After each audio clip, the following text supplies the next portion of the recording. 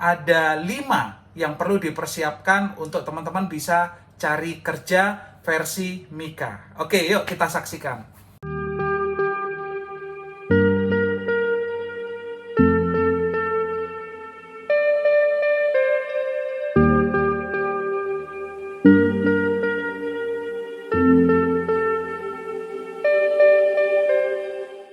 Hai teman-teman semua, ketemu lagi di YouTube-nya Mika. Dan topik hari ini kita akan belajar tentang sesuatu yang menarik. Biasanya ketika teman-teman yang mencari pekerjaan dan bingung dengan situasi yang ada, ini gimana sih untuk mencari pekerjaannya, apa aja yang butuh disiapin, dan banyak hal yang mungkin muncul dalam keruwetan cara berpikir kita atau persiapan kita. Hari ini kita akan membahas tentang topik apa saja yang perlu dipersiapkan untuk mencari kerja. Nah, semoga teman-teman para pencari kerja terus semangat, jangan patah semangat. Bagi teman-teman yang merencanakan akan mencari pekerjaan baru ataupun adik-adik yang baru lulus dan akan mencari tempat pekerjaan, tetap semangat, tetap bangun mental diri bahwa saya tangguh, bahwa di tengah pandemi yang memang saat ini kondisinya sangat sulit, tentunya dengan semangat dan perencanaan yang baik, tentunya juga eksekusi yang baik, akan membuat teman-teman semua bisa menemukan tambatan hatinya, yaitu pekerjaan yang diinginkan. Nah, yuk sama-sama kita bahas ada 5 yang perlu dipersiapkan untuk teman-teman bisa cari kerja versi Mika. Oke, yuk kita saksikan. Oke, teman-teman, yang pertama, nomor 1, yang perlu dipersiapkan adalah blueprint. Kita akan menjadi apa dan seperti apa. Ini kadang-kadang dilupakan oleh kebanyakan orang, walaupun sebenarnya peluang yang ada di luar itu adalah apa yang tersedia. Jadi yang tersedia belum tentu sesuai dengan rencana kita. Itu sebabnya ketika kita merencana, ketika kita menginginkan sesuatu, terutama karir yang kita inginkan, teman-teman harus tulis di dalam blueprint itu. Tahun ini saya mesti ngapain? Tahun depan saya mesti ngapain? Untuk saya bisa mendapatkan pekerjaan itu, hal-hal apa saja yang perlu saya rencanakan sehingga saya bisa mendapatkan pekerjaan itu. Memang tidak mudah, tapi ketika teman-teman sudah mulai menulisnya, maka teman-teman akan terdorong untuk mengumpulkan semua usaha, semua resources, semua effort yang teman-teman bisa kumpulkan dan teman-teman bisa eksekusi dalam rencana teman-teman. Jadi yang pertama, jangan lupakan blueprint. Apa sih rencana teman-teman mencari kerja, pekerjaan seperti apa?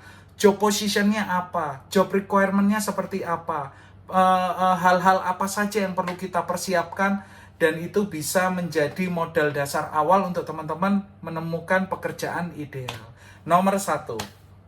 Nomor 2 yang perlu teman-teman juga pelajari adalah organizational research atau riset tentang organisasi yang ingin kita masuk ke dalamnya. Ini satu hal yang sangat mendasar dan penting yang kadang-kadang dilupakan oleh beberapa orang. Bahwa ketika ya udah aku lamar aja. Dan satu ketika teman-teman dipanggil dalam proses interview dan masuk dan diajak bicara, teman-teman mulai kelimpungan, teman-teman mulai kebingungan. Ini perusahaan apa ya?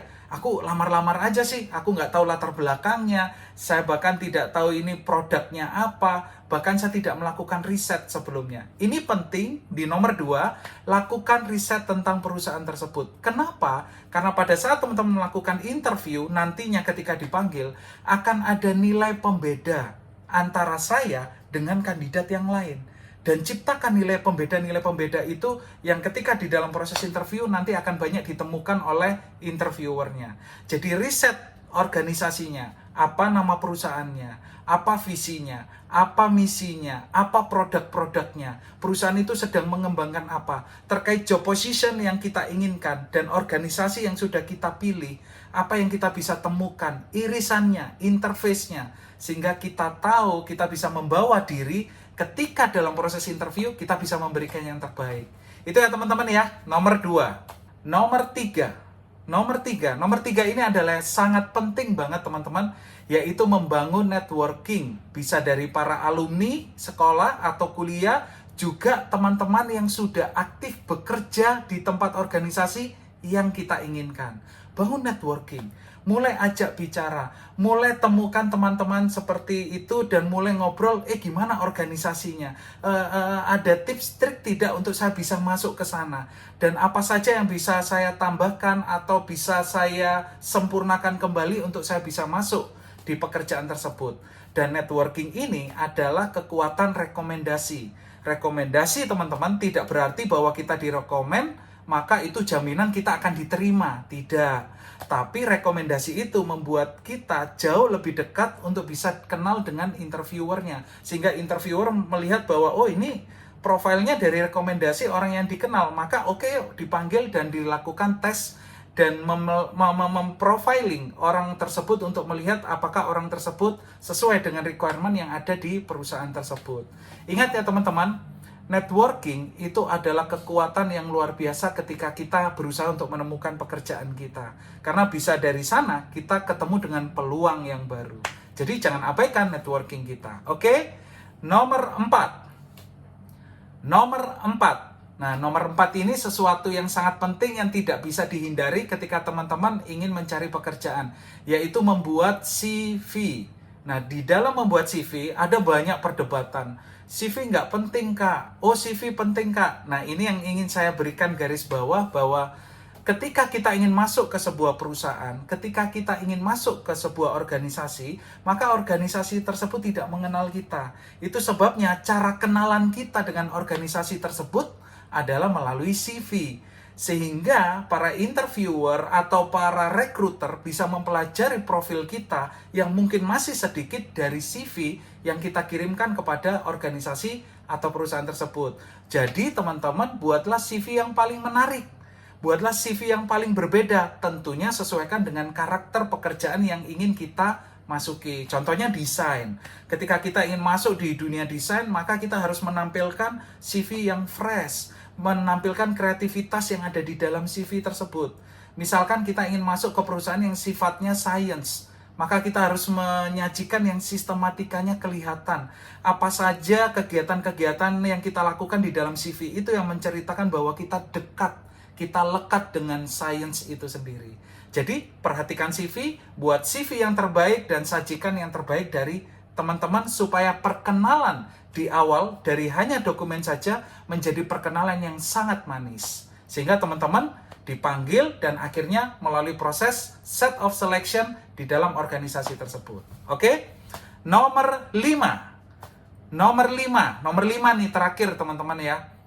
Ini yang kadang-kadang dilupakan dan saya ingin sekaligus di dalam video ini memberikan pesan ke semua teman-teman.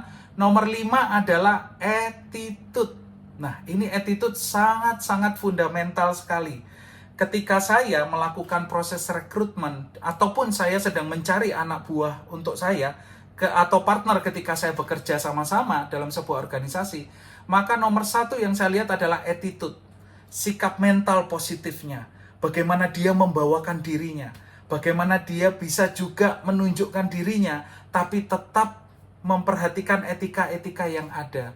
Ini adalah tantangan yang baru, terutama buat teman-teman yang muda, semangat, bangun attitude yang positif, cara berpikir yang positif, cara bertutur kata yang positif, cara melihat dan memberikan penilaian yang positif dengan cara pandang positif tentunya, itu akan membentuk attitude yang positif juga. Jadi ketika teman-teman berusaha untuk masuk ke sebuah perusahaan atau organisasi, atau berusaha melamar, teman-teman perhatikan ya, bagaimana sikap kita ketika kita mengirimkan CV pertama kalinya, bagaimana ketika kita berkomunikasi dengan para rekruter, bagaimana kita juga membawakan diri ketika ada proses interview nantinya, bahkan ketika diterima bekerja pun, perhatikan attitude kita. Karena sikap mental positif kita atau sikap mental yang kita tunjukkan itu akan menjadi penilaian bagi diri kita sepanjang kita bekerja dalam sebuah organisasi. Itu aja teman-teman, semoga bermanfaat. Apa saja yang perlu dipersiapkan untuk mencari kerja, ada 5 hal. Semoga teman-teman bisa mengikuti dan teman-teman segera bisa menemukan pekerjaan yang ideal dan organisasi atau perusahaan yang benar-benar diidamkan. Terima kasih, sampai ketemu berikutnya lagi di YouTube-nya Mika. See you guys!